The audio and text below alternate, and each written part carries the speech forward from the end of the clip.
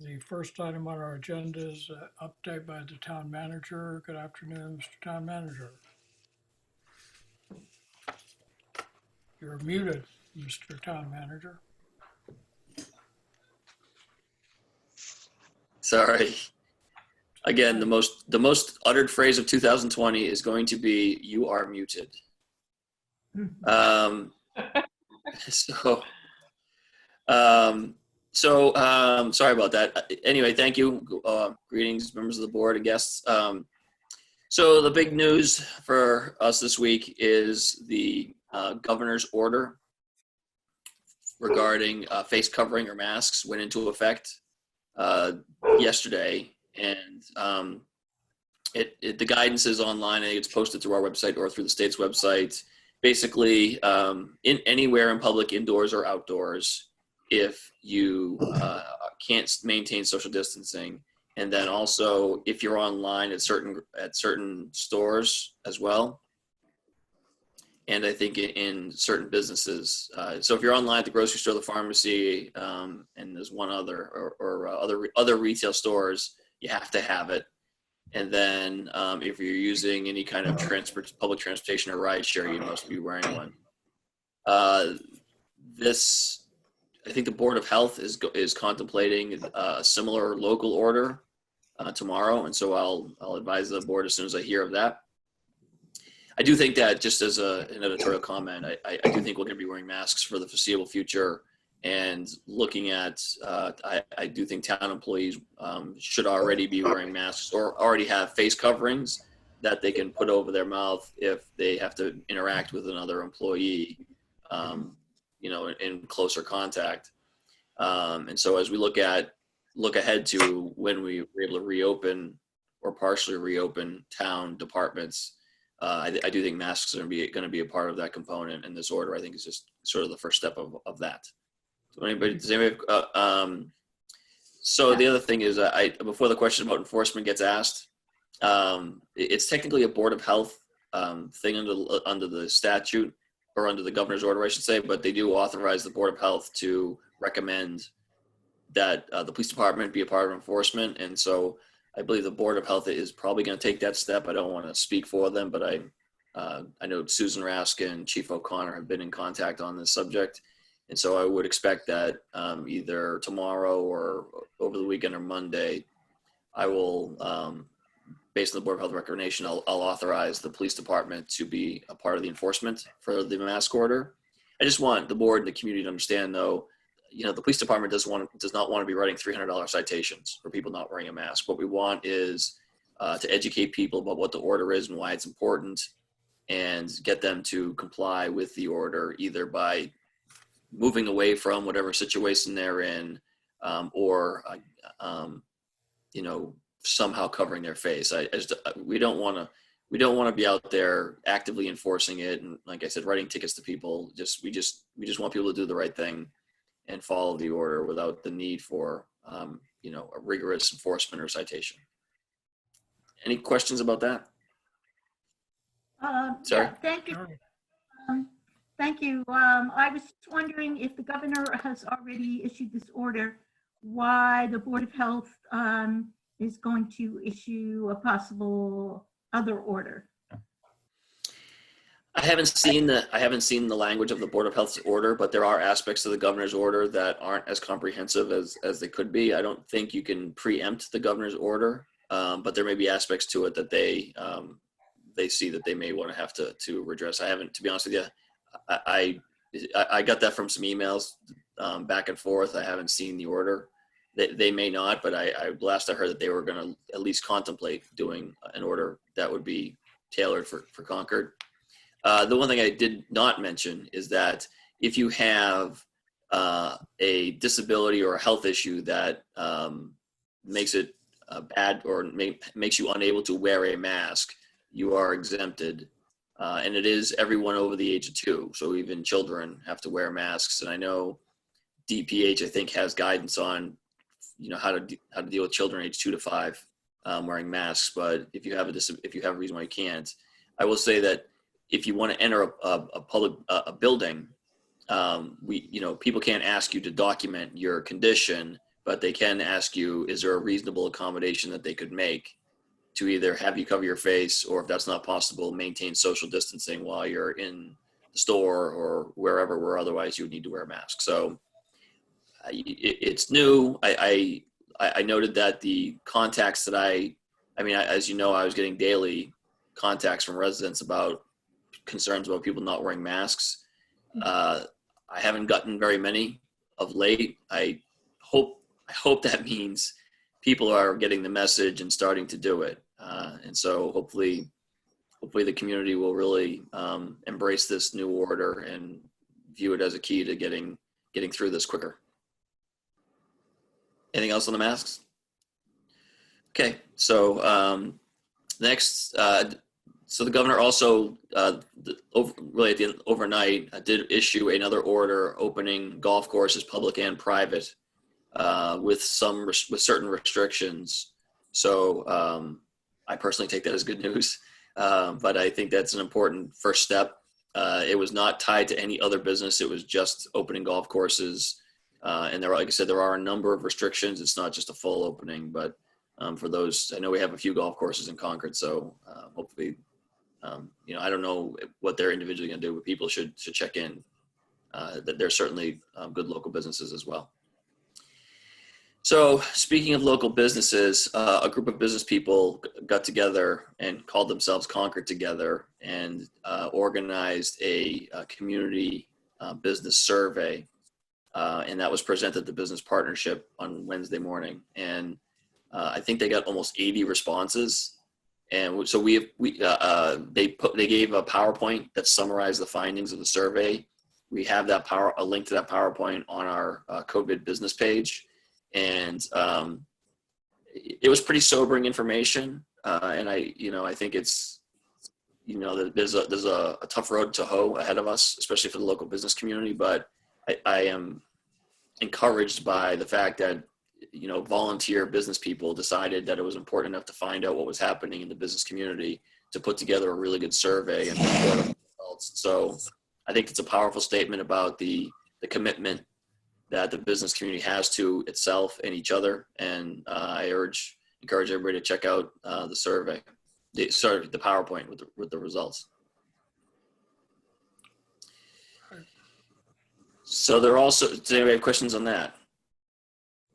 So I have a couple of other items. The new tourism website, visitconcord.org, is up online and also has a wealth of information for the current status of tourism and business assistance. Beth Williams has been coordinating that. So check that out as well. We have, I did send out earlier, new meeting guidelines for boards and committees. I apologize that it took us a bit to get to it, but I think I've been mentioning a couple of meetings in a row that we were, I think in part, people were getting better at Zoom. Zoom itself has been getting better with security upgrades and other features that have mitigated some of the security risks that we had learned about when we started using it. And then, like I said, our proficiency has been much better with it. And the other thing is, as we've gotten to know Zoom, we've been able to make upgrades to our package that will enable us to use it more broadly. So now, with the guidance that I submitted, we can more boards and committees, or any board and committee really can schedule meetings through the town manager's office, and I think we'll be able to support boards and committees by training the chairs on how to manage their own meetings, so town staff doesn't necessarily need to manage it. It's important that the meetings still get recorded so they can be submitted to Minuteman Media Network and then posted on the YouTube page like they have been. And so going forward, the link to the meeting will be on the agendas. And I appreciate people's patience on that. There were a lot of factors that we had to consider in the original set of guidance. And the biggest thing was our concern about security for our network. But then the other thing was, this was an entirely new platform. I had never been on a Zoom meeting in my life until, we started doing this in near the end of March. And so we had a lot to figure out. how it interfaces with the open meeting law. Staff still are working remotely. And so we want to make sure that we are supporting their ability to deliver content for board and committee meetings and kind of having some parameters around that. I do state in the guidance that board and committees should still focus on essential work, especially if it involves the use of town staff resources. We still want to have, we're adding the number of licenses so we can have more meetings simultaneously, but there still is a limit to that. And we just don't want to have town staff who, like I said, are working remotely, which means it takes a lot more effort to try and get information together, running around trying to service boards for meeting content that isn't essential. I don't know if you have a chance to look at it, but I'm happy to take questions on the guidance. Yeah, I did have a chance to look at that, and I appreciate very much you getting that out. We've had a lot of comments from committees wanting to get back to work, and as a matter of fact, given your new guidelines, I'm going to ask Jeremy to make sure that he distributes this set of new guidelines to all the chairs of boards and committees in town so that they have it. And I'll be convening a Zoom meeting of chairs sometime next week. I think it would be good if we got together. That would give us a chance to share what's going on. It's been quite a while since we had a chance to meet. So thank you for getting those new guidelines done, Stephen. So it'll be a virtual chairs breakfast? Virtual chairs breakfast. I'll have coffee, but I don't know about anybody else. BYOT cakes? Yep, I suppose. So Mike, if I may? Yes. Okay. Yeah, thanks for updating that. I think, as Mike said, I think that was timely. I had a chance to quickly look at it, and I just have a couple suggestions. One is that the reference to executive, in the text, I think either needs to be re-explained or potentially is confusing. Some people hear executive and they're thinking about executive session. And the other comment I would just make is that in that last paragraph, it wasn't clear to me about the protocol you were suggesting for entering and exiting executive session. And I'm assuming that under the current situation, we're not expecting to open in regular meeting before an executive session, close immediately, go into executive session under another password, and then return to open session under another password. So 3 transitions. So that last paragraph, maybe we need to expand on or clarify or something. So the executive session guidance from before, I think, still stands. The last paragraph was intended to be guidance for boards and committees who haven't done that yet. That guidance is a supplement to, and it's really only a partial replacement of the existing guidance. And so we had spelled out specifically who are the executive committees, who are the regulatory ones, and then and then everybody else in the original guidance. And just for the sake of efficiency, we didn't reprint all of that in the new guidance. This was really updating who can meet and how will the public be notified of the meeting. But we can certainly beef that up and have it completely replace the existing guidance. We looked at it as a supplement, but we can certainly do that, Linda. That's a good point. No, yeah, I understand taking the tact on that. I think people have a tendency to read the current policy as the policy without reference to something previously. But I am curious about how are we viewing going into an executive session when it's going to be followed by an open session? How are we viewing that at this point? So we've done this once before. Usually it works best when you're not returning to open session. And we have done that where we have ended one virtual meeting and gone into another virtual meeting that was password protected with the password shared on a limited basis. Correct. And I think that still remains the best way to do it.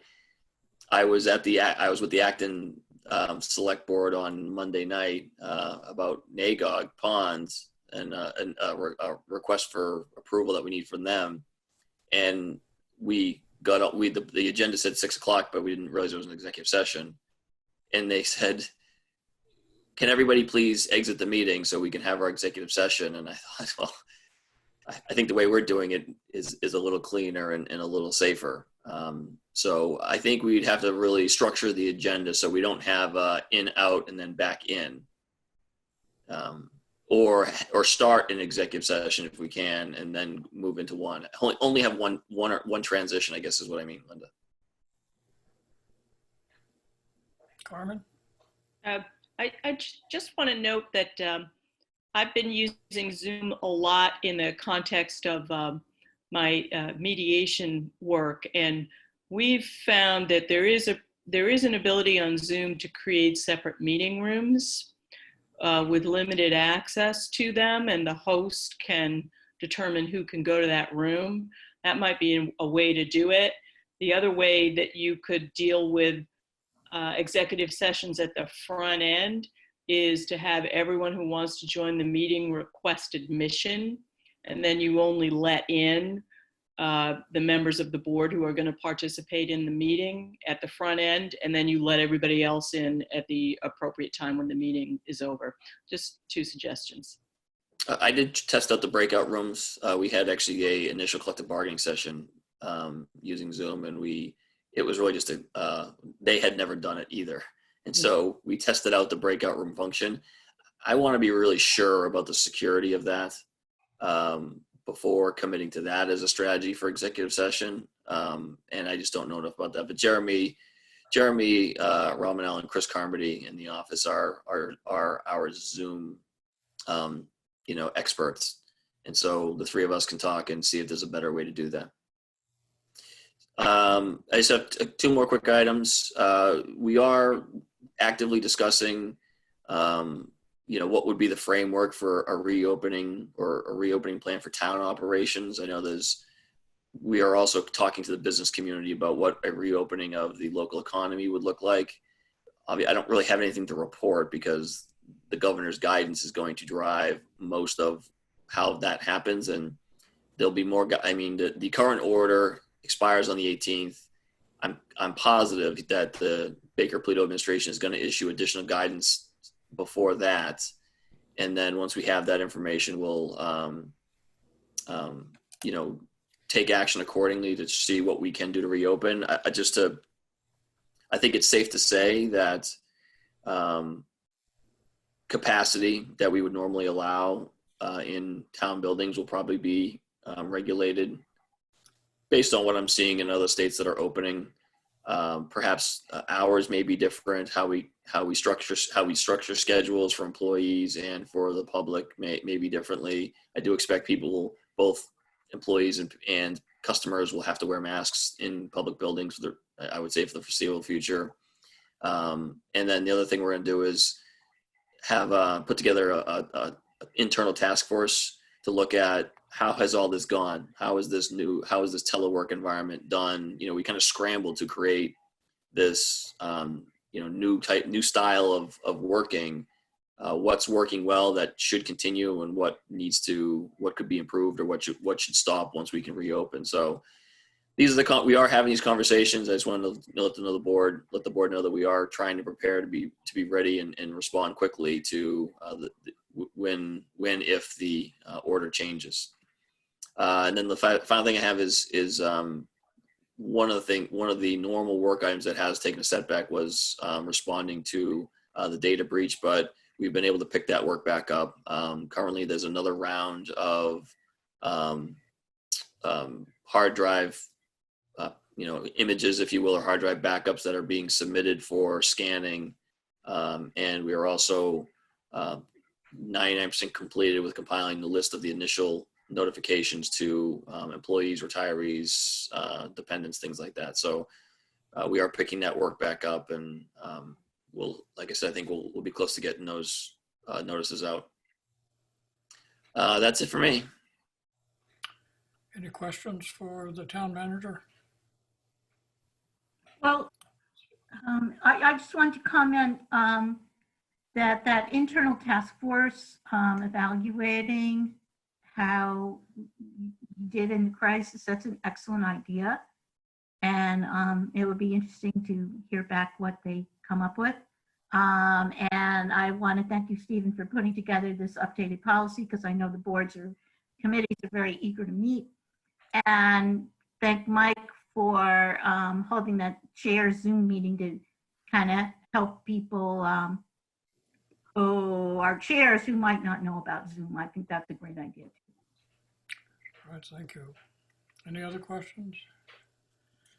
Seeing none, next item on our agenda is a letter in opposition to Fish and Wildlife Hunt Plan. This is a new executive order proposal that would expand hunting in national fish and wildlife preserves, like the one we have here in Concord, although it's not a very big area in Concord. It would expand hunting to include coyotes, fox, and bear, and waterfowl. and waterfowl, and our natural resources folks and the folks at Fish and Wildlife have asked us to weigh in on this. We thought we would have a letter prepared by today to share with you, but it hasn't been prepared yet. So what I would suggest is we simply postpone acting on this until we have a letter that you can review with the facts and background, so that you would have an informed ability to make a decision about this. So without objection, we'll Mike, do you postpone happen to this have the legislative reference to that? I don't, I'm sure I do, Linda. I'll get it and make sure it gets sent out to everybody. Yeah, thank you. I have it. I'll circulate. Right, the next item on our agenda is an update on the fiscal 20 budgets, revenue. Yes, Terry? Quick question on that last item. Do we know if NRC or any other local committee is going to weigh in on this besides the select board?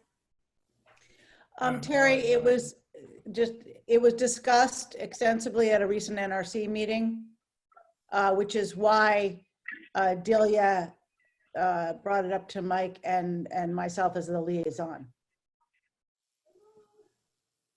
So that will be included in our letter it'll be included in the information we get. Did they have a vote or an opinion about it? Are you asking if NRC took a vote? Right. Not that I know of, Jane. I was not at the meeting. You're muted. There was nothing to vote on. There was discussion about the impacts, and it's a select board action that was requested. And they have extended the comment period, I think, until May 22nd. So if we continue to meet on Thursdays the 14th, we'll have time to get that done if that's the intent of the board. All right, the next item is update on fiscal 20 budgets, revenue, and expenses. Carrie, I suspect that might be yours. It is. Stephen, did you have any opening comments, or do you want me to just dive in?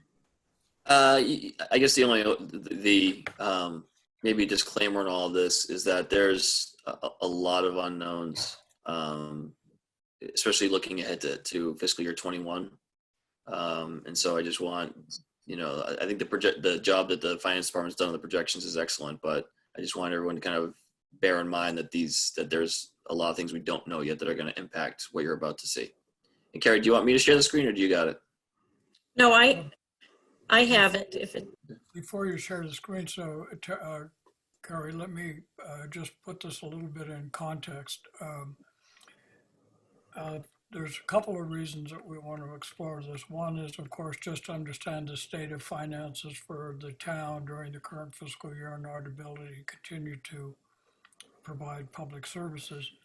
The other is, as you know, there's legislation that was passed that allows the town, if it so chooses, to operate after June 30th, if we don't have a town meeting on 1/12 of the last approved budget. And so the second part of the update here is to try to understand a little bit, is that feasible for us? Is it practical? Because that would help inform the town moderator as she continues to be concerned about when we would have town meeting and what would the character of the town meeting be. So with that, a little bit of background, please proceed, Carrie.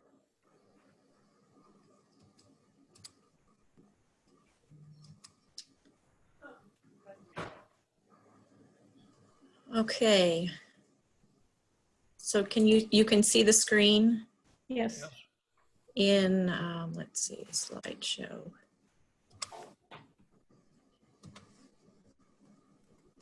Oh.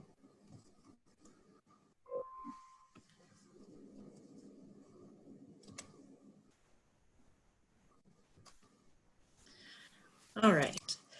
So I know everybody was very interested in knowing if we would notice any impact to property tax collections based on what's going on. And I think that the short answer is we're really not seeing anything that is materially different than what we would expect. This over here on this side, this is a graph that shows our historical collections from fiscal 11 forward to fiscal 21. And the blue line is real estate collections as of May 5th.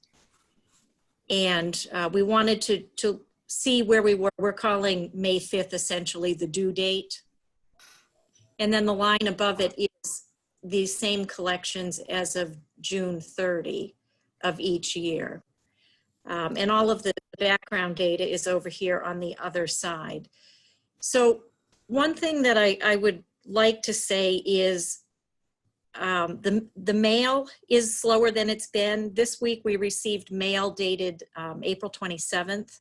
And so we are still processing on-time collections or on-time payments right now. And we don't expect to be finished with processing on-time payments probably until the middle of next week.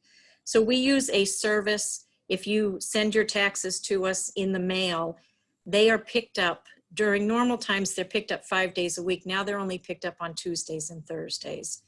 And anything that is kicked back from that service, such as somebody sends in a check without the bill, or the check doesn't match the bill, those get kicked back to us to manually process. But you can see over here, obviously, we're a little bit lower than where we were last year, but we're actually only 0.44% off of where we were last year. And that represents about $411,000. And I have a strong suspicion that once we are finished processing all of the on-time payments, that we'll come pretty close to where we were last year. And then I think it's probably easiest to see over on this side. So as of 5/5, we collected 96.11%. Last year, 96.55%. If we assume that we'll collect the same or about the same between now and the end of the fiscal year, our collection rate is going to be slightly off of what it was last year, but it's not significant. On the next slide. So that was real estate. This is personal property tax collections. And actually personal property tax collections, we're ahead of where we were last year. So really nothing to see here. We're 0.33% of where we were ahead of last year. Before I move on, does anybody have any questions about the property tax collections?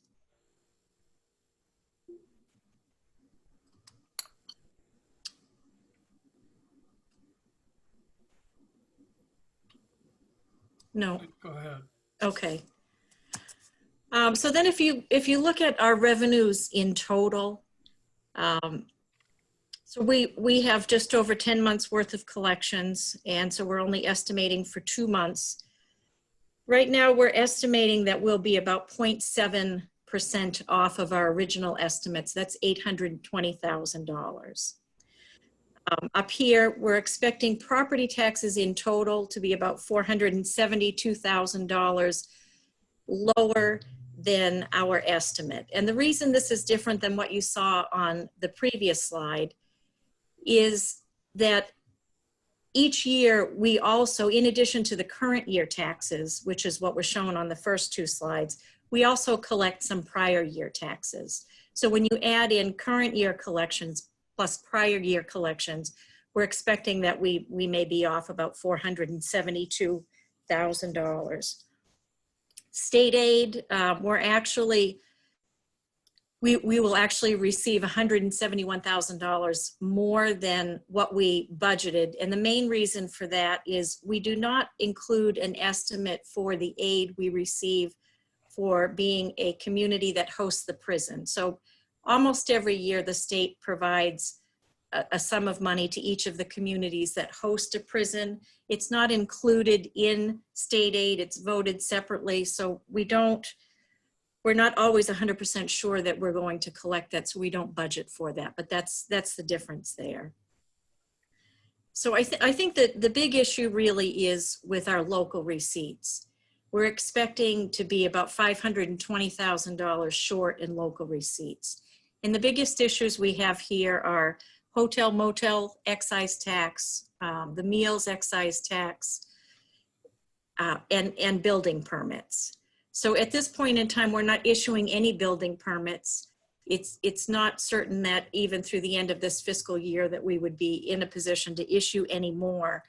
So that's really hurting us, because spring is when we typically see an uptick in building permit issuance. So we're really expecting to be hurt in this particular area. And then available funds, these are the transfers we receive from the enterprise funds, the free cash used to reduce the tax rate. So no adjustment there. On the expenditure side, I'll just go to the bottom line. We are expecting to close the budget with a surplus of $1,332,000. That may seem like a lot, and it is a lot, but certain of our operations have slowed. We're not purchasing at the same rate that we were before. We have a number of vacant positions that aren't filled. And so we expect to have a reasonable savings. And you can see up here in personnel, about $2 million savings in personnel.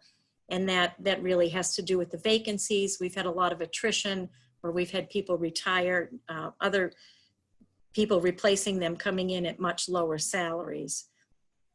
In our expense here, we're projecting to be about $850,000 over. The major items here, we're right now projecting to be about $300,000 over in legal services. We also have a number of positions where we have contract services such as IT. We're very light in IT right now and supplementing that with a contracted service. So if we had a full-time employee, they would be counted as personnel, but where we have a contracted person, they're part of expense. And then based on the vote of the Finance Committee, we've left the reserve at the hearing last night, we've left the reserve fund at $225,000 and assume that we will be closing that legal overage with some other line items.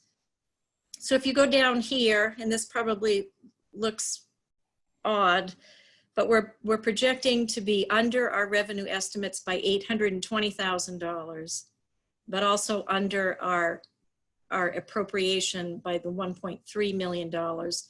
So at this point in time, we're estimating to close the year with about a $511,000 surplus. And I think I'll pause for a moment and see if there are any questions on fiscal 20 before moving into fiscal 21. Carrie, thank you. Helpful to see this overview. Does this include anticipated COVID reimbursements? The feds or the state? You know, it does not. At this point in time, we've only received a small amount in reimbursement. I would say probably about $50,000. So that has not been included. Okay, thank you.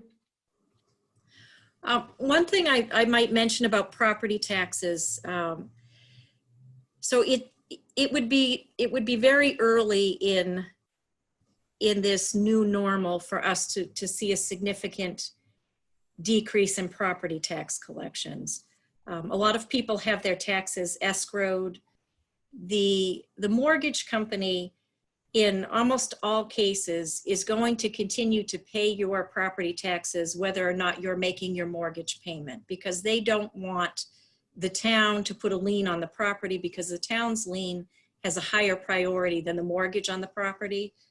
So we often see, even in cases where a mortgage exists on a property, but property taxes are not being escrowed, that if we can find out who the mortgage company is, contact them, the mortgage company will pay the taxes. So it really, I think the first quarter of fiscal 21 would be more indicative of any future issue than the fourth quarter of fiscal 20. Got it. So we move, oh, I think Dean, is that, Dean, I think, I don't know who's controlling, but if Chris or Jeremy could unmute Dean. I think I'm unmuted. Am I unmuted? You are. Okay, good. So Carrie, just to be clear about this, generally speaking, and this has been a finance committee and town practice, typically we have some conservative revenue estimate and we end up with a surplus rather than this deficit that we see at 820. And we also manage our budget very closely, and we end up with a slightly less, some not 1.3 million, but some amount saved on what was budgeted. And so this gives us the capacity usually to reduce the property tax in the coming fiscal year by about $1 million.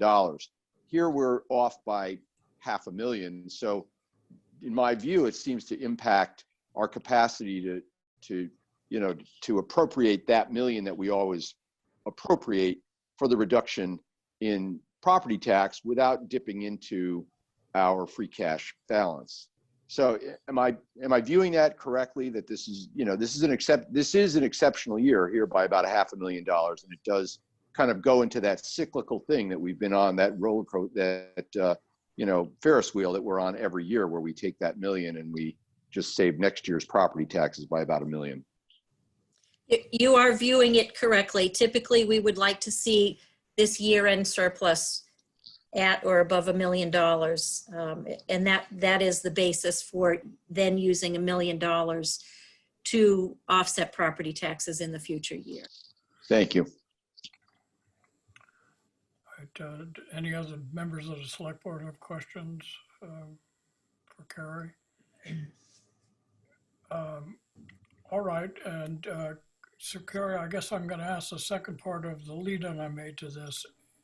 What is your view of the towns, if we were unable to have a town meeting by the end of the close of the fiscal year, and we needed to invoke the legislative authority to spend, what do you believe our capacity is? So if I could just take a moment to show the next slide that. Sure, sorry. No, that's okay. Didn't know there was a next slide. So this is my second revision of a revised fiscal 21 revenue projection. And here we were originally projecting back in December that we would have $117,487,000 available for all spending. The revised projection now is $114,759,000. So a decrease of 2.7% or 2.32%. If you go down here, my original estimate was about a $3,050,000 reduction. I think at this point, based on what we know, given we don't know what the governor is going to do on May 18th and what the reopening of the economy will look like, given that we've received no guidance from the state legislature on the fiscal 21 state aid, I think assuming a reduction of revenue in the range of $2.5 to $3 million is what we would be looking at if we needed to prepare for annual town meeting at the end of June. That would result in a need to reduce the guidelines budgets between 2.76 and 3.36%. Because the non-guidelines budget, those are our fixed costs, debt service, assessments. Those are things that we can't affect. I think, or obviously, the longer we push out town meeting, the further we push out town meeting, the easier it's going to be to make a better estimate. And my concern with having town meeting at the end of June, where the finance committee really needs to be looking at its guideline and making a decision in the next 2 weeks, may push us into a position where we're not making the best decisions on what to do with the budget. It's going to be very difficult if town meeting gets pushed out to September, because September is when we would normally be starting the following year budget. But I think we may all make better decisions if we are able to push town meeting out. So if I could just build on that, we're starting, Carrie and I are starting a dialogue amongst ourselves, but also with the school department about what would a 1/12 budget structure look like if we were not able to have town meeting before June 30th. And we don't have anything to report on that yet, just other than we're working together with the schools to see how we could move forward with the authorities that are recently authorized by the Commonwealth. All right. I just would draw our attention to the part of the Acts of 2020 that authorizes this. And I want to point out two things. One, while we talk about it being a 1/12 expenditure, when we first had a conversation about this, one of the concerns, I think Kate Hodges may have been the first one to raise it, was that we had some lump sum payments that were usually made during the fourth quarter that she was concerned we might not be able to make. But the statute, in fact, doesn't indicate a 1/12 expenditure level. What it says, and I'll quote it, the town or the district during the month of July, not less than 1/12 of the total budget approved by town, and it goes on to talk about last year. So if needed and we could afford it and made good fiscal sense, we could in fact spend more in July than 1/12 of our approved last year's budget. The second point I want to make is that, as you probably know, what we have to do is we have to notify the Director of Revenue of our intention, and we have to submit a plan that's approved by the Select Board if we wish to take advantage of this authority. And so, Stephen, I think you and Carrie are on the right track, that even though we currently are planning a town meeting on June 22nd, I think it would behoove us well to put together a plan or a proposal to invoke this 1/12 spending plan, and we can hold it as long as we want. But as we get closer to June 30th, I suspect there's going to be a number of towns that are going to be submitting these to the Director of Revenue, and there's liable to get a queue, and it would be a shame to if we got in the need here and we couldn't get a quick approval by the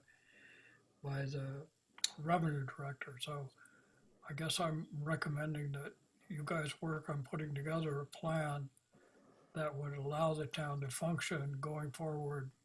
There's some controversy, well, there's some difference of opinion in this particular legislation about whether it has to be renewed every month or whether once the plan is approved, it continues on a monthly basis. And our council has given us two interpretations of that. But I would certainly recommend that you and Carrie put together a proposal for the town going forward on this 1/12 plan.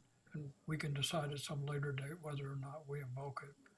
And that will be partially the moderator's decision as she weighs the information about when to have town meeting. So I guess I would ask Carrie and Stephen, are you thinking along those lines? Yes, and I didn't mention that it does have to be submitted to DOR for approval. I was more, that is a part of, as Mike knows, it's a part of the legislation. I assume that was a part of the I didn't articulate to the community that maybe not be aware, but yeah, we know we need to submit it to DOR. And yes, we are thinking along those lines. And, you know, there are a lot of variables that we are looking at. You are allowed to carry forward some FY20 free cash into FY21. You know, I don't think, even though this is it is a state of emergency, it doesn't necessarily mean you should spend one-time money on recurring costs. And so, you know, I think the analysis really plays to, okay, well, if we were able to use some FY20 surplus to offset FY21 expenditures, it would have to be, you know, a one-time thing or something. You know, pavement is something that you can you can use to make an investment. That's not it may be a one-time cost for that road, but you get 50 years out of that investment. So looking at as how do we make sure that we're not engaging in unsound budgeting and financial management practices in developing this 1/12 plan. And the reason why it's important to work with the schools is what constitute our expensive months for, you know, whether it's lump sum payments or other obligations, and what constitutes expensive months for the schools. It may be different. And so there may be a way to have it not just be a proportional 1/12. That may be the town has a greater share of that and I say 1/12 as a minimum than the schools for, let's say, the month of July. These are the conversations we need to have.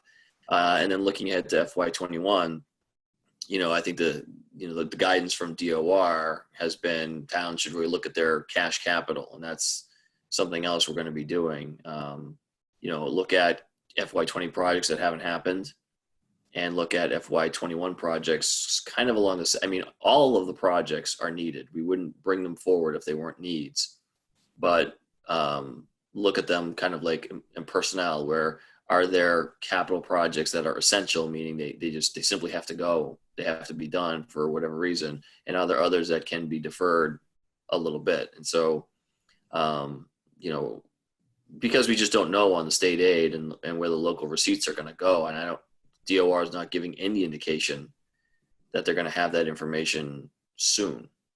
So we're making sure that we're working on looking at our expenditures and focusing on that. And we're, like I said, I think we're all pleased that that Concordians have fulfilled their obligation to pay their taxes. That keeps us in a great position to continue to support the community. Is there any other questions from the board?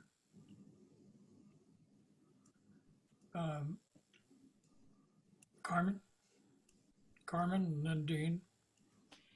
I have a question for Carrie and Stephen, and maybe for Lane, who I think is on. What happens to the tax rate for the next fiscal year when the first quarter tax bills go out for the next fiscal year? I understand that there'll be estimates because we we won't have an appropriated budget. At the same time, we won't have an appropriated use of free cash to reduce the tax burden. So I'm just wondering how that translates into what individual homeowners will see for their tax rates. So I guess I'll start, and Lane, please feel free to chime in as well. We've had a discussion about this because we like to, even though the first two bills are estimated, we like to build in everything so that over the 4 quarters, you don't see a big jump over the second half. And so we are concerned because the last thing that we want to do is have people see a big jump in their 3rd and 4th quarter taxes as we have the budget set, and as they may feel a change in their bill based on valuation of property. So we will work closely with the Department of Revenue to understand what we can add to those estimates to make sure that the bills are as close to being accurate, assuming that the budget is approved. And I know we need to make some estimates on what budget would get approved, but we rest assured we will work hard to make sure there isn't an additional impact on taxpayers between their 2nd quarter and 3rd quarter bill. Lane, I don't know if you want to talk at all about valuation work you're doing. Yeah, and I think just a little more clarification on what that the first 2 quarter bills are. The way we figure out what the tax bills are going to be is we take last year's taxes, and if you got an exemption or abatement, we account for that, and then divide by 4, and that's what your quarter bill is. We then add on, as Carrie says, we add on what we think the increase is going to be so that it levels out the bills for all 4 quarters. So that's the only tricky part, is what we add on. So that's what Carrie and I have been talking about. What are we going to put on there? So, but as far as calculating it, what the tax rate is, tax rate's the fiscal 20 tax rate is what we use for the first 2 quarters. So even though we do these in quarters, what we report to the DOR is on an annual basis. So we do that in in October after we do classification hearings, or as we do classification hearing. So having something in the fall would be great, because we would be able to nail that down a lot closer before we report to the DOR. I think that's great. As far as values go, unfortunately, everything we do is in arrears. So the valuation that we're going to come up with for 2021 is as of January 1st of 20. So nothing had happened yet. There was no pandemic in the US at that point. So those values are strong values where they are. It's going to be a PR problem, I think, for my office to get the public to understand that. Under Proposition 2.5, if we drop the values, means the rate goes up. You still pay the same amount of tax. So we've got to get that concept out there so everybody understands what's really going on. Yeah, and I've heard some things. I know the state is thinking about that issue, about the valuation issue, because as Lane noted, the existing system that's been in place for years,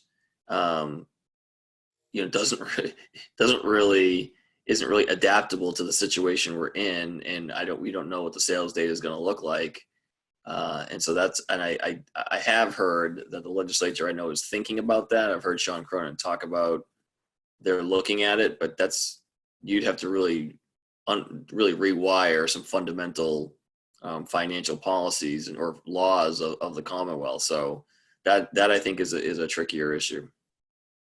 Sure, certainly. Dean, you had a question, I think. Well, mostly I think I have a comment, and it revolves around the capacity of the Finance Committee to really create a meaningful new guideline within the next 2 weeks. Just because of the scheduling of information flow, we need to have the Finance Committee report in people's mailboxes 2 weeks before town meeting. We need to get it to the printer a week and a half or something before that. So the date that Carrie's worked with for us is May 22nd for a June 22nd town meeting. We need to close the book and have it sent to the printer. We would have to have several meetings between now and then to sort of go through this kind of exercise. How would we adjust our recommended guideline? We'd have to have the equivalent of our early fall meetings with the town manager, with the superintendent, about how, budget adjustments might be contemplated so that we could have a hard guideline that we suggest for the town meeting in June. We got a lot of work to do, and that just it's a complex undertaking that we have to engage in, I think. I don't know how to make it easy. I don't know how to get better information for us, but we need to get on our horse and ride. So, we're willing to meet. I mean, I'm willing to engage in it. I think the issue, in addition, Yeah. I mean, your point is well taken. Carmen has her hand up, and I want to call her in just a second. But this is one of the other things associated with whether or not we are better advised to try to postpone town meeting until the fall, where we can have more time to watch these matters unfold and to make a wiser judgment. So I continue to be concerned about us trying to cram some very important discussions into a very short period of time. The schools don't exactly know how they're going to begin in the fall and what costs they're going to be able to incur and not incur. So I think it's very tricky to put ourselves under this acute time pressure. Carmen, did you have a comment or a question? Yeah, no matter what we do here, the Finance Committee, as well as the town staff trying to do the budget, and the school staff trying to do the budget, you're all between a rock and a hard place, especially when we think about what you would normally be doing to get started with the next fiscal year's budget and how we're running right into that. That said, boy, I feel like the worst of all possible worlds would be to put the Finance Committee and the town staff who supports them on a hamster wheel for the next 2 weeks and then say, never mind, we're not going to have. So, I really don't want to do that. And I think one of the most enormously frustrating and difficult things, I mean, so much that's hard about the pandemic, but the way it's taken away our ability to plan in a rational way is really hard. That said, I don't see, I circulated earlier the draft interim guidance that the CDC did on reopening the economy in the midst of COVID. It's not resolved yet. And they got a lot of recommendations in there. It's very, very sobering. We had thought about a lot of the issues that they suggested to be having a town meeting at the point of June 22nd, but not all of them. I hadn't thought about planning for a contingency where someone actually needs to be carted off to the hospital during the meeting. Or what happens when you discover after the meeting that someone has come down with the virus and now everyone who was at the meeting has been exposed, and what do you have? So, these things just really bring home the wisdom of pushing out this meeting if we can do that, and it's fiscally responsible for us to do that, and it's legally possible for us to do that. So I feel pretty strongly that the outer bracket that we're dealing with, however, is that since we had already posted our warrant, we're in that 30-day thing under section 10A of chapter 39. So we can kind of only move in 30-day increments. And our outer deadline is 30 days after the governor lifts the state of emergency, unless we get some further legislative relief. So we don't know when that's going to happen, but we know that at least right now, there doesn't seem to be much question that we could push our meeting out another 30 days after June 22nd. And that gives us all a little bit more breathing room in terms of planning for the budget, dealing with an adjustment to the guidelines by the Finance Committee, and dealing with the logistics of exactly how do we want to have a town meeting. So I'm inclined to set our new target toward as 30 days after the 22nd of June. So let's say the 22nd of July, for that to be our new target, recognizing fully that we may still push it into the fall. But I'm very interested in hearing what others think about that as a plan. Could I make a comment about the schedule that the Finance Committee ends up on? Because of the amount of time that it takes to print, mail, and have a Finance Committee set of recommendations in the hands of the citizens, would it be possible in these extraordinary conditions to basically cut that way down to, we've created our report, but it's only available virtually? We could save weeks of, back and forth with printers and the postal service and everything if we just say it's now posted on the town website. You can get it there. We will get it to you eventually, but please go here to get it. We send a postcard to everybody. Here's the URL for the Finance Committee report. I'm just trying to find ways that we don't get into this, hurry up and wait mode where we're doing stuff that's meaningless. We can explore that and find out what our. Thank you. Hey, Mike. Stephen? Carrie, are you finished with the slides? Yes, I can share. Yeah, okay. Yeah.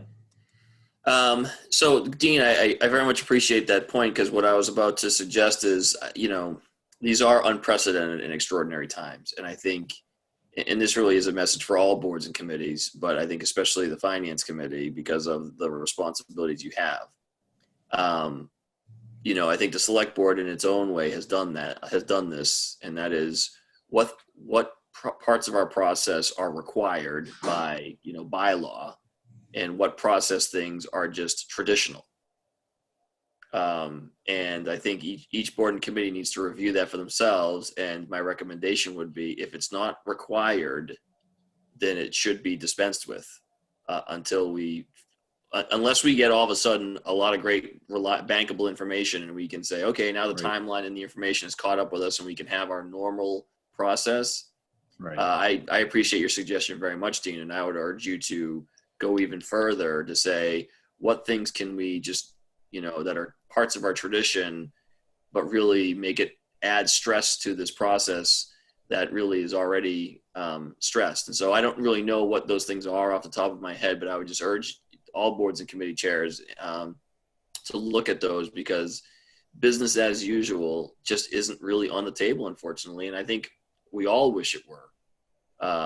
But I think it's clear from this discussion and every bit of information that I've been finding on this, we're just going to have to find temporary ways of doing things differently until we get through it.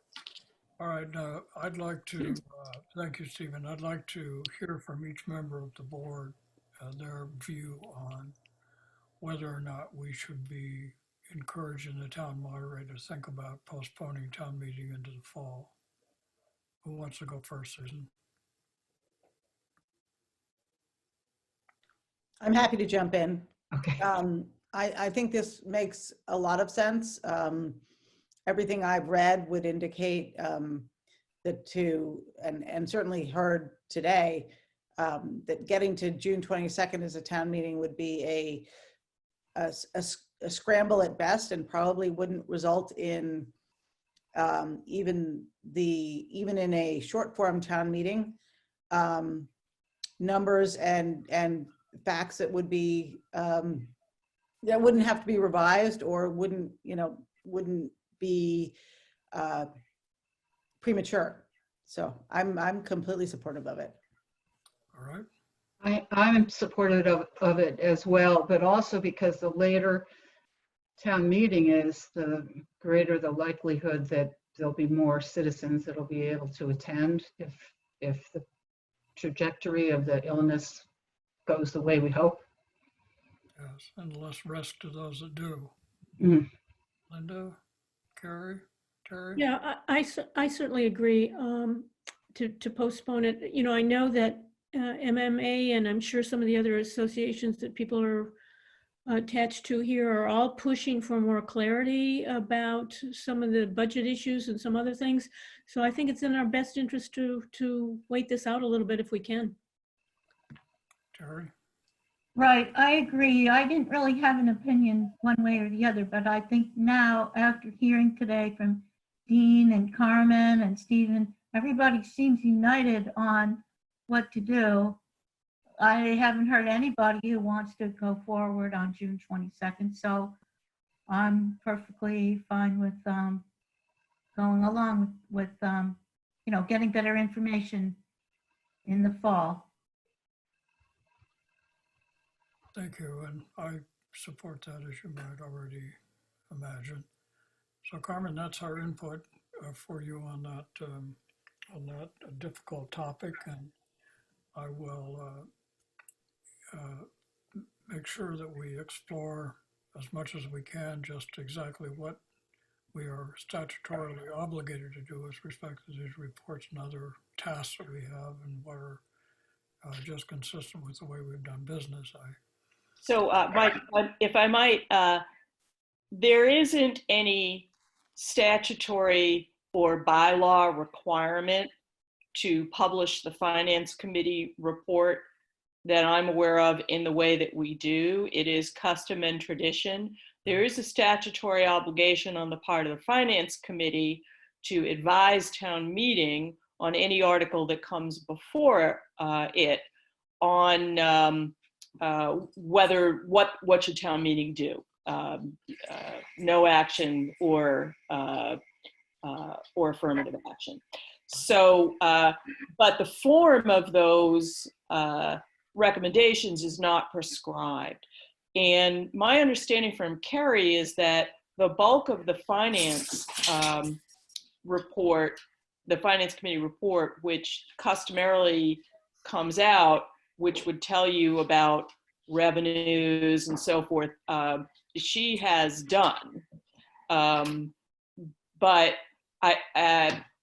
so I guess what I'm gonna say is it's always possible to send out a Finance Committee report that has in it everything except the recommendations for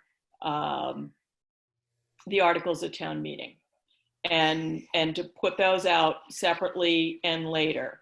I guess my question to Carrie would be, and actually would be a wonderful vehicle for us to just kind of give everybody an update in their mailbox on, here's what's going on, stay tuned, here's where you can get more information as things change.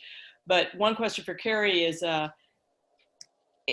our financial situation evolving so rapidly that anything that you would put in print in the Finance Committee report is going to be old news by the time it gets in the mailboxes?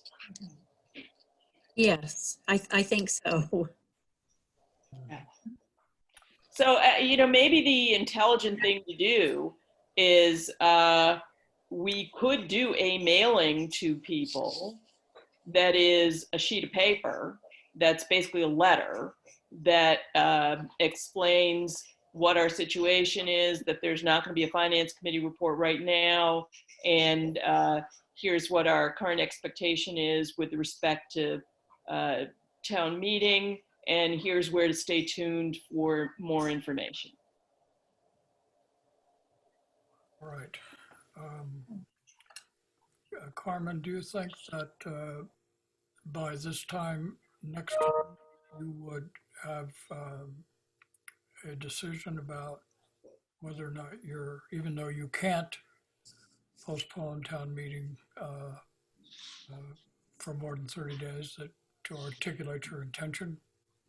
Certainly. I would say that I have the clear support of the board. And indeed, I've heard from nobody who is pushing to let's have town meeting on January 22nd. I want to be in a large group of people right now.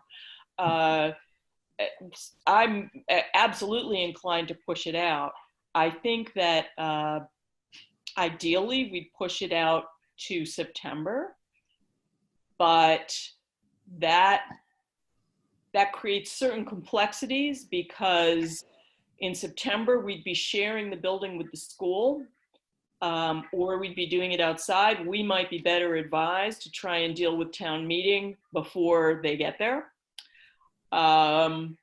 It might be that August is better than September. So I certainly would want to say that we want to push it out 30 days, so no sooner than the end of July, with a strong likelihood that it will be another 30 to 60 days later than that. And I hate how uncertain and mushy that is, but I don't know that we can do a lot better, but I'm certainly open to suggestion. No, Can I just- That's the right language, and I think if we're going to communicate with the public on this, I would hope that the decision has, includes in it both the financial concerns that we've talked about this evening, both our financial position plus our ability to estimate and make good financial judgments, and our continuing concern about the public health and welfare of the citizens. And third, I think this town is so steeped in having a town meeting as a traditional way of governance that I think here particularly we should err on the side of ensuring we get the kind of broad-based participation by the citizens so that the decisions that are made seem real and supportable. Stephen? Yes. Oh, sorry. So just a couple of things from a community notification standpoint. I was planning on doing another Code Red call, possibly tomorrow, about the governor's mask order and another social distancing reminder. It would be good if, with your blessings, Madam Moderator, if I could announce that town meeting will be postponed from the June 22nd date, and additional communication about the future date will be released when it's available or something like that. And I do know, yes, that's okay. Yes. Mm-hmm. And I do know from talking to Dr. Hunter that I think September is her preference as well, and I think the preference of the school committee. Okay. Yeah, All right. I've heard the same. All right. That's very helpful to know. Carmen, perhaps you and I could work on a joint statement of some kind that we could think about getting posted or put out, so it lays out the moderators and the town's perspective about why all of this is happening. I think that's a very good idea. All right. So you and I can work on a draft. And to that end, Carrie, if you wouldn't mind sending me slides, Mike, I'm happy to get started on a draft that we can work on together. And Carrie, if you send me your slides, I'm going to refer to some of the numbers that you have in there, at least in order of magnitude, if not in specific numbers. Okay, I can do that. Yeah. I should clarify that I don't know. I don't think the school committee's taken a position on the date, but I do know from Dr. Hunter that was her preference. I may have overstepped there. All right. Well, thank you all very much. This has been a good discussion. Carrie, thanks for all of the information you provided. And I'm glad I had let the Finance Committee know that we were going to be having this discussion. I was pleased to see a number of the members of the committee, including the chair and vice chair, with us. So I appreciate very much you folks joining us. The next item on our agenda is determination of maximum useful life for purchased equipment. This has a familiar ring to it. Carrie? Thank you. So last week I was here with you and we talked about the upcoming bond issue, and you had a few items that I requested assistance with. One of them was voting the maximum useful life for equipment to be purchased with the proceeds of the bond issue. The only equipment that is being purchased with the proceeds of the bond issue is equipment at the school. Unfortunately, there was a mix-up and some confusion with everything going on. The finance director at the school thought I had requested a list of equipment to be included in the fiscal 21 capital plan, and he sent me that information. But what I'm really looking for is the fiscal 20 plan, which is what we're in the process of bonding at this point in time. So the vote that you took last week is null and void, and you have a new vote and a new request in front of you this afternoon. And there's only one piece of equipment that is being purchased, and that's a voice over IP telephone system district-wide for Concord Public Schools in the amount of $200,000 with a maximum useful life of 10 years. The form of vote hopefully is in front of you, and unfortunately this is one vote that needs to be read in its entirety in the record. Linda. So one question I have is, Carrie, I know you mentioned the vote that we took last time is null and void, but I'm wondering if we need to officially rescind that vote, Mike? I don't know. Do we? Well, I'm not an expert on this in the way that some others might be, but I would guess that we would want to do that. All right, well, I don't have the language in front of me from last week's vote. So I've drafted something in case this made sense to everybody. All right, well, why don't you read it to us first before you make a motion to its effect? Sure. The motion would read to move to rescind the April 30th Select Board of affirmative vote on the certificate of determination for the maximum useful life for equipment provided, and referencing the list to the Select Board listed in the, sorry, I'm trying to read my writing here, listed in the memo originally sent to Stephen Crane from Carrie LaFleur dated April 22nd, 2020. Carrie, do you think that would do the trick? Yes, I do. Is there any concern about that? All right, then please read it as a motion, Linda. I'll try to read it more smoothly.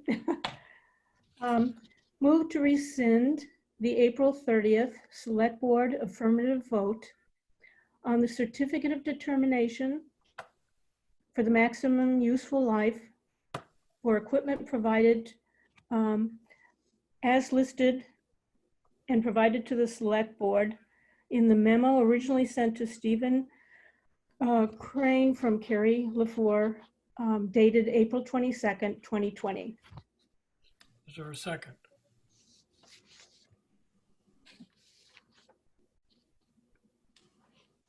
You have to say the word. Unmute.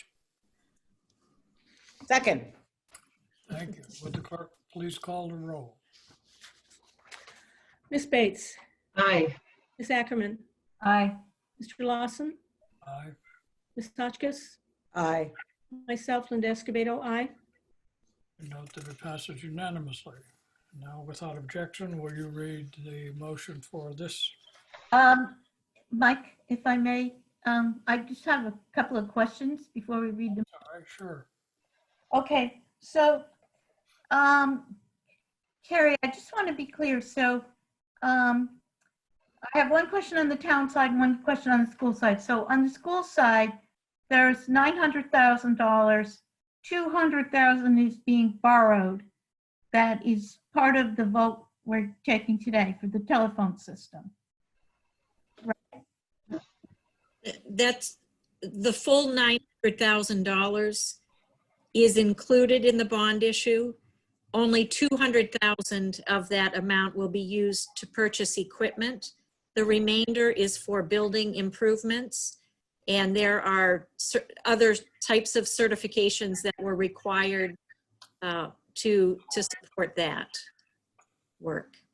Okay, so if I understand what you're saying, the other 700,000 is also being borrowed. It's for building improvements, so it doesn't need to be part of this motion by the select board about the useful life. That's correct. Okay, now I get it. Okay. And then on the town side, my question is the list that we got in our packet today. I don't know if I'm remembering right, but it looked like the same list that we voted on last week. And I'm confused about that. So you did not vote on what was included, what is being included in the bond issue. It's the same memo that I updated with the new request. Right, but the town items that are listed, those the same items we had last week? Yes, they are. The only change is the school Okay. equipment, because of the error in including fiscal 21 items rather than the fiscal 20 items. Okay, thank you. Any other questions?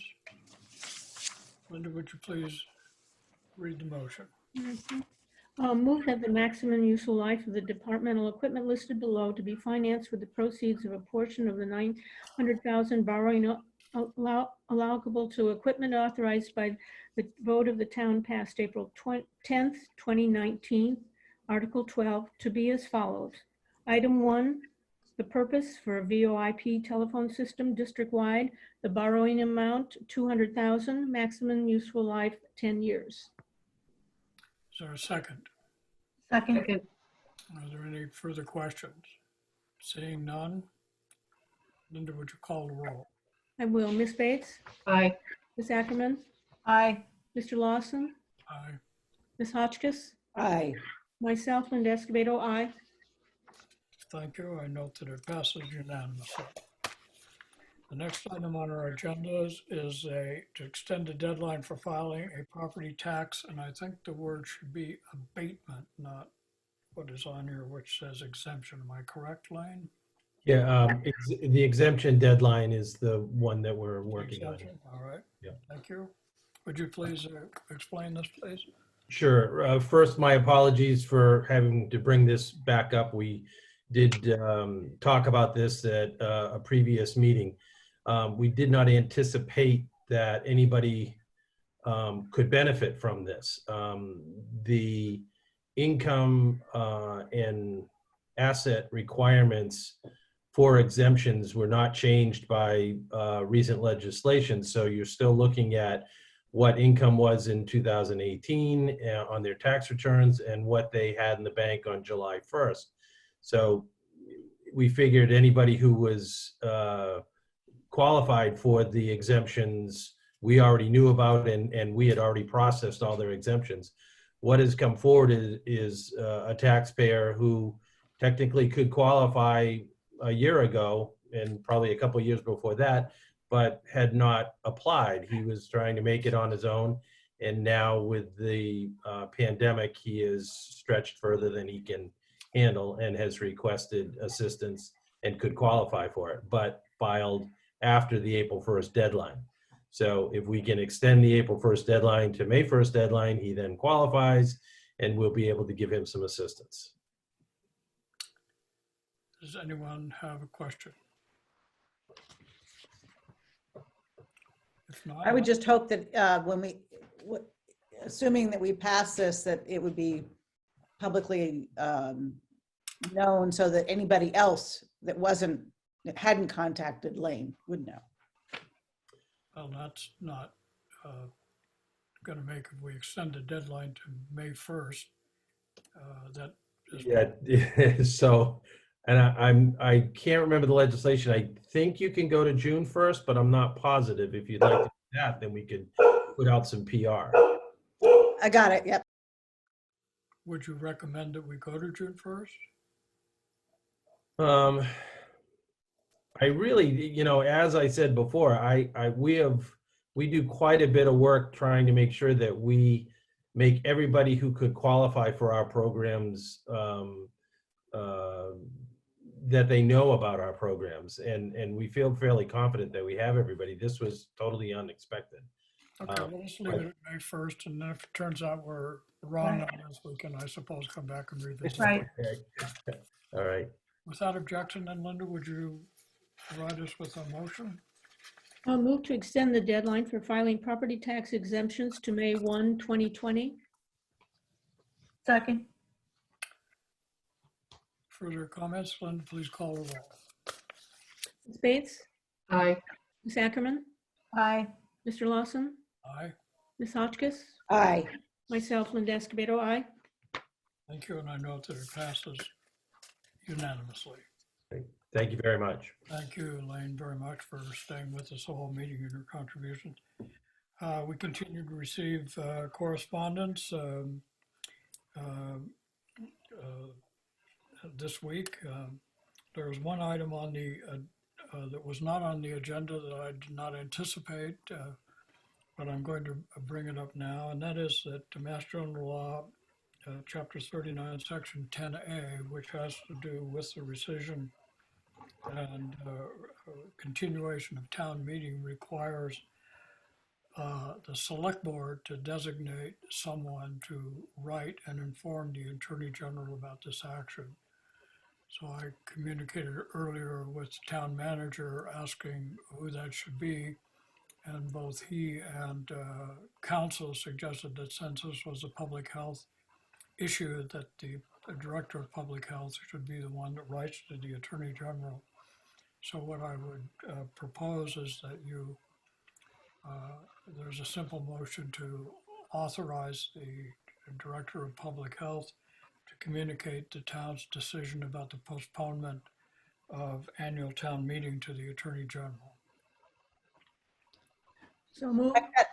I'm sorry, that makes a lot of sense. There is a Board of Health meeting tomorrow morning at 9. It's not a Board of Health, though. It's a public safety officer is the way the legislation reads. So it could be the police chief, the fire chief, or the public health director. So could I get a second? I don't think- Second. So does that satisfy your concern, Jane? That's fine. I was just simply thinking we could make sure it was brought up tomorrow. Oh, I'll bring it up. I'll call Yeah. Susan first thing in the morning to let. Okay, that was my point. For what it's worth, I did ask the police chief, the fire chief, and the health director who was the right person for that, and they all agreed that it was the health director. And we've gotten a couple of copies of other towns' transmission to the Attorney General, so I think it's a pretty straightforward, simple letter. So, any other comments or questions? Miss Linda, would you please call the roll? Ms. Bates, Aye. Ms. Ackerman, Aye. Mr. Lawson, Aye. Ms. Hotchkiss, Aye. myself, Linda Escobedo, aye. I note that it passes unanimously. No other business on our agenda. I would entertain a motion to adjourn. So move. Second. Linda? Gladly. Ms. Bates, Aye. Ms. Ackerman, Aye. Mr. Lawson, Aye. Ms. Hotchkiss, Aye. myself, Linda Escobedo, aye. And we will plan to meet again next Thursday at 4 o'clock. So thank you all very much, and thanks to the members of the Finance Committee for attending. We'll see you all very soon. Thank you, Mike, and everybody. Yeah. Aye. Thank you.